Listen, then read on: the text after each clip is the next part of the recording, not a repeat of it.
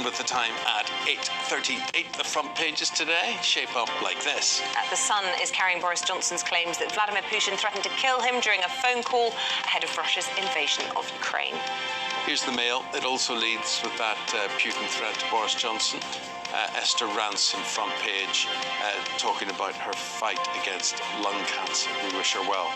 The Guardian's calling out Zahawi's serious failure after breaking the ministerial code not once, but multiple times. The Times leads with the sacking. They say millions of children will miss school as well on Wednesday ahead of the biggest teachers' strike for 10 years.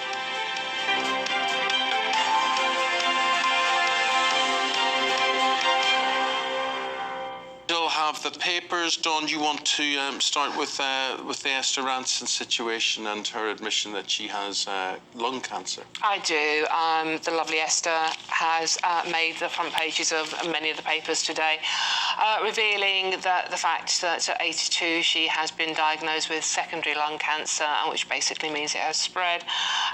She's revealing this fact because she said it was getting increasingly difficult to go to hospital appointments and be treated without people knowing. So she's come out and she's just being honest about what she's going through now. And obviously, as everybody diagnosed with this terrible thing, she is, she's being brave. She's vowing to fight on, and she's very optimistic. And she's basically saying, she's had a lovely life. She's had a wonderful family, and she fights on. And for anyone out there suffering and being done, that's all you can ever do, isn't it? And thoughts with everyone who's facing, whatever cancer it is. It's always horrible.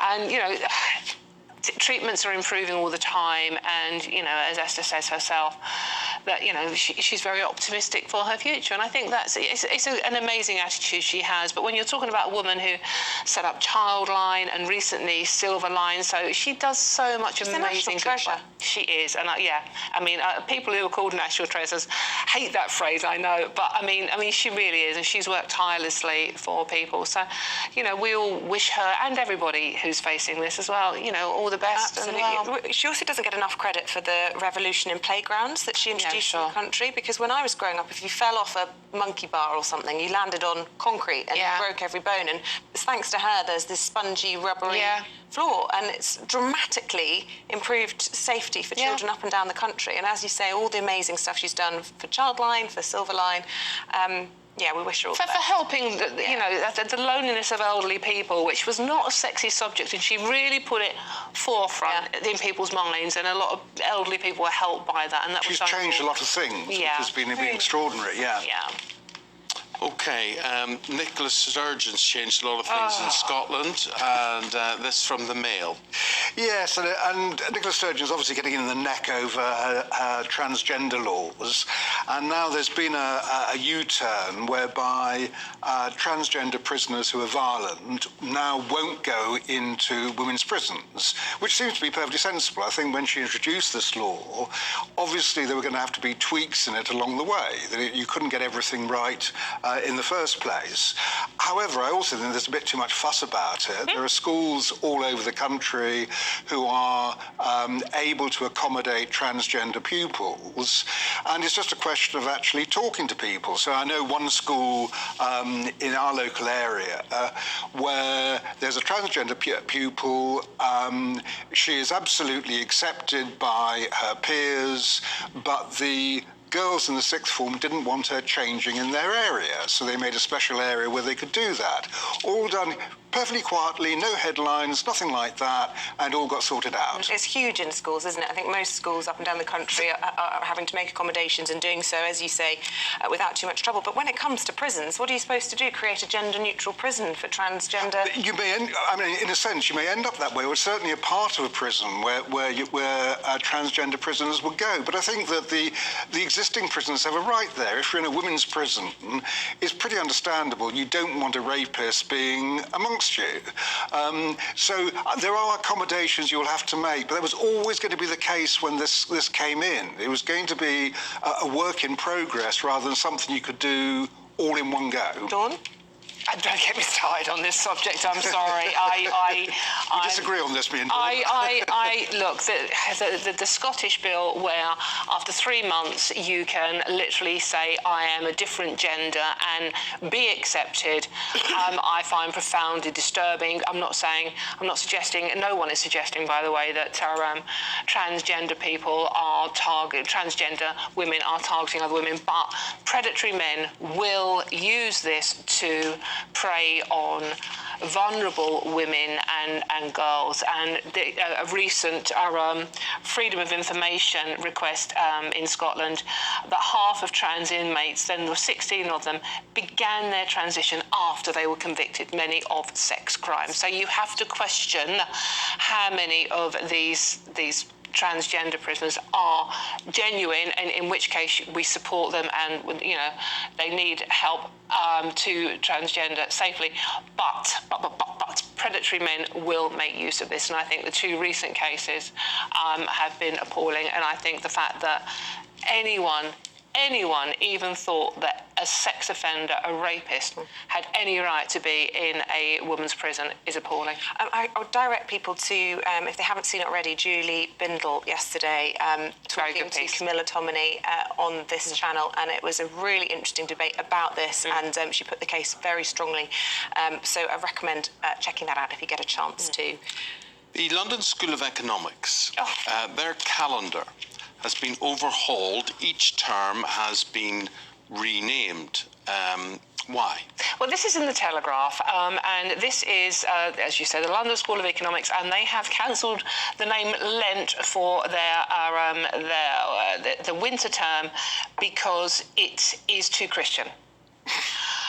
Now, the London School of Economics was founded by Christian benefactors, and along with many of our universities, they have stuck with the traditional names for terms like Michaelmas, Christmas, Lent, Easter, etc., etc.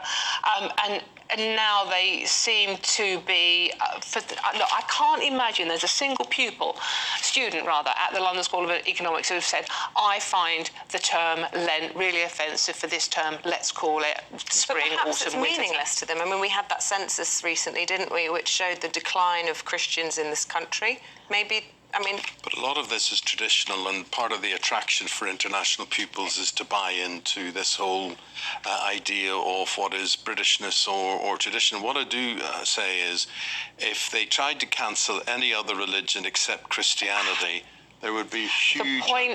Absolutely, Eamonn, and the point I was absolutely going to make, can you imagine an Islamic country, for example, changing all the religious terminology they have? It's just never going to happen. The first people to speak out against it would be people like the London School of Economics. Yeah, of course. Yeah. Well, I mean, the whole thing is that if you're going to start changing calendars, we should look at things like our own calendar. Do we really want March named after Mars, the god of war? Or Wednesday named after the pagan god Woden? You can actually start thinking about changing everything. Don't give people ideas. That would be the next one coming up, yeah. Speaking of ideas, Sir Keir Starmer has ideas, doesn't he, about private schools? Many people would say he's trying to go after them, close lots of them.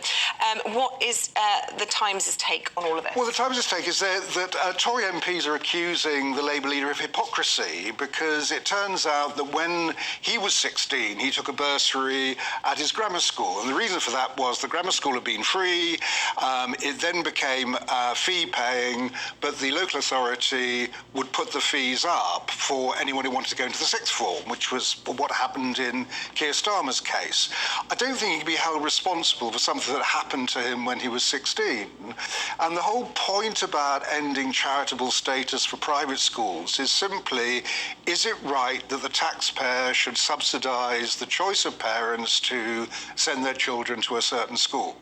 So the two things are completely divorced, and why I don't think it's hypocritical of him, because he went through this system, to want to change it for the better in the future. But they're not just given this subsidy at the expense of taxpayers for nothing. They're given it because of their charitable status, because of the huge amount they do in terms of sharing resources with the state sector, with other children within communities, and that's why they're given that status. Well, I think they should be doing that anyway, whether they have the status or not. That if you've got enough money to send your child to a a private school. And I'm not against that, by the way.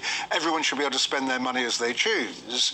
But if you've got enough money to send your child there, if a school is actually very rich, it should help other schools around the area and other people who are disadvantaged. OK, well, look, let us know your views at home on all of this. It's an ongoing row about private schools and their future. I'm always interested to hear your views on all that. Dawn Neeson and Nigel Nelson, always say thank you. Oh, I wanted to mention the ghost. Yes. You want to go to the ghost? Go on then, squeeze it in. The thing about ghosts, what we'll do is we'll get you to comment on this. Dawn was going to refer to a story that 1 in 6 people lives with a ghost in their house. Are you one of them? Get in touch with us today and tell us that story. Guys, thank you very much indeed. Thank you.